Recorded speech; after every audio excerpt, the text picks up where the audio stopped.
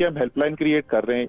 जिस किसी हॉस्पिटल में कोई भी पैरामेडिक है, डॉक्टर है, उसको कोई भी चीज की कमी नजर आती है, कमजोरी नजर आती है, वो डायरेक्ट वहां पे रिपोर्ट कर सके, तो उसको अपनी लाइन ऑफ कंट्रोल में आने की जरूरत ही नहीं है।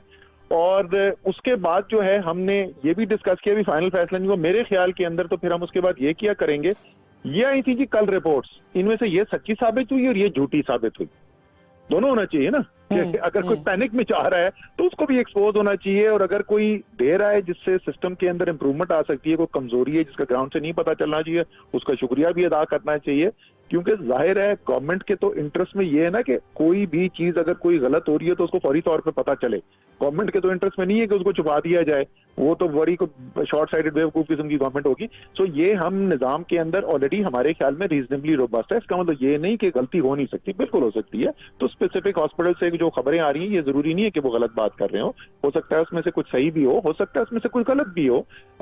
लेकिन ये हमने एक एडेड लेयर आज फैसला किया आपकी डिस्कशन के बाद कि डायरेक्ट हेल्पलाइन लगाएंगे, जिसपे कोई भी हॉस्पिटल स्टाफ जो है वो हमें फोन करके बता सके कि जी ये हमें प्रॉब्लम यहाँ पे फेस आ रहा है। और एक तो आपकी पहले एक हेल्पलाइन है ना 1166, ये उसके अलावा होगी कि उसी पे? नहीं, ये वो तो ओवरऑल है ना जी। क्या ये तो सिर्फ स्पेसिफिकली हम कह रहे हैं कि जो हॉस्पिटल स्टाफ हॉस्पिटल के अंदर Covid related, corona related effort में कोई कमी, पीपी उसको नहीं मिल रहा, उसको वेंटिलेटर की कमी नजर आ रही है, ऑक्सीजन नहीं नजर आ रहा, व्हाटएवर इट माइट बी, वो डायरेक्टली स्पेसिफिक डेडिकेटेड इसी काम के लिए, क्योंकि फिर हम उसके ऊपर सिस्टम बनाएंगे बड़ा रोबस्ट के उसका वापस ग्राउंड पे जाए, फॉलो अप हो, चेक हो, और हमारे पास रिपोर्ट आए तो एक डेली रिपोर्ट बनती जाएगी कि जी ये आई थी कंप्लेंट्स और ये फॉलो अप हुआ और ये फैक्ट्स निकले। ये जो सी आपकी हेल्पलाइन अब आप कह रहे हो, ये कब तक ऑपरेशनल हो जाएगी? इसको आज ही डिस्कस किया था, जैसे वो आपकी मीटिंग के बाद दायरे तकरीबन 4:30 बज गए थे जिस वक्त आप गए थे।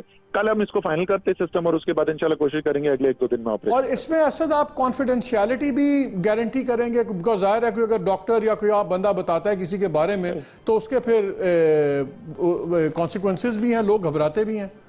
हाँ, उसमें जाहिर है उसको तो नाम देने की जरूरत भी नहीं है ना। All he has to do is, या शी हैज टू डू, उनको प्रॉब्लम बताना होगा कि मैं फलाने हॉस्पिटल, तो जाहिर है बताना पड़ेगा और ये बताना पड़ेगा कि प्रॉब्लम है क्या। उसके अलावा उसका नाम पता क्या है, उससे हमें क्या इंटरेस्ट है।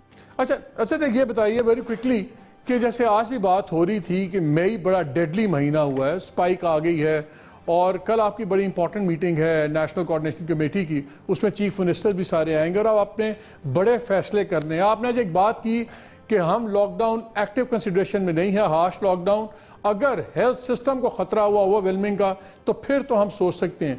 तो कल जो से फैसले हैं उसमें क्या बड़े फैसले हैं जो आपने चीफ मिनिस्टर्स को भी सबको बुलाया हुआ है? देखिए, उसके अंदर एक तो सबसे बड़ी जो चीज जिसके ऊपर हम सबसे ज्यादा फोकस करना चाहते हैं वो ये है कि हमने जब शुरू में फैसले किए और कोई बंदिशें कम की तो उसके अंदर SOPs डिसाइड किए गए, और वो आप समझ लें कि रमजान के वक्त तक निस्बतन ठीक चल रहे थे, लोग जो हैं उन पे अमल दरामद कर रहे थे। आखिर में कोई 10 दिन रमजान से, ईद से पहले जो शॉपिंग के लिए बाजारों के अंदर हमने देखा, और फिर ईद जिस तरीके से लोगों ने गुजारी, उसके अंदर लग रहा है कि वो जो कंप्लायंस है ना SOPs की, वो उसमें काफी खातिर खा कमी नजर हमें आई है। तो सबसे इम्पोर्टेंट चीज तो मेरी नजर में कल कुछ फैसले हैं जिसमें तमाम सूबे ऑन बोर्ड हों और एक यूनानिमस जो है आवाज जाए कि जी हमने क्या करना है। यूनिटिव मेजर्स होंगे और लोगों को आपको रोजगार का अपना हक बनता है, लेकिन आपको अपने और दूसरों की जान खतरे में डालने का हक नहीं है। Asad Umar, thank you very much, you run out of time.